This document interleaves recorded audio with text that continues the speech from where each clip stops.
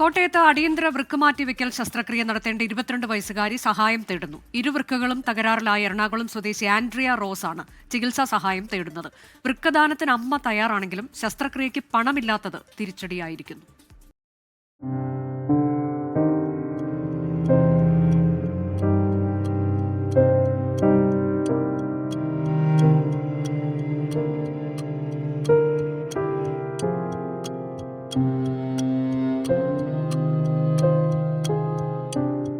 എറണാകുളം കൂനമ്മാവ് സ്വദേശി ആഞ്ചലോസിന്റെയും ഫിലോമിയുടെയും മകളാണ് ആൻഡ്രിയ.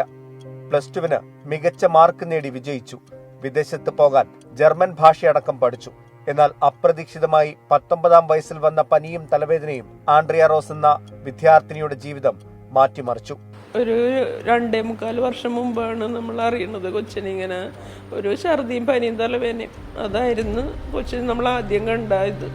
പരിശോധനകൾ നടന്ന സമയത്താണ് അറിയുന്നത് 2 കിഡ്നി ചുരുങ്ങിയിരിക്കുന്നതാണ് എന്നുള്ളത്.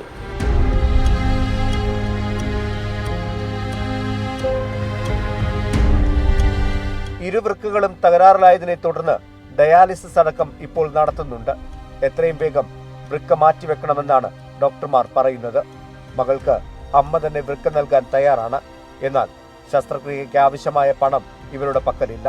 ട്രാൻസ്പ്ലാന്റ് അന്നേ തന്നെ പറഞ്ഞേക്കണേണ് 6 മാസത്തിനുള്ളിൽ ചെയ്യണമെന്ന് പറഞ്ഞേച്ചായിരുന്നു.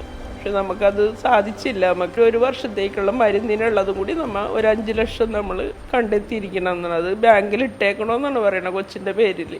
അല്ലാണ്ട് നമ്മൾ ഈ ട്രാൻസ്പ്ലാന്റ് ചെയ്തതുകൊണ്ട് ഒരു കാര്യവുമില്ല. 10 ലക്ഷത്തോളം രൂപയെങ്കിലും ശസ്ത്രക്രിയയ്ക്ക് വേണ്ടിവരുമെന്നാണ് ഇവർ പറയുന്നത്. കൂടാതെ തുടർ ചികിത്സയ്ക്കുള്ള പണവും ആവശ്യമാണ്.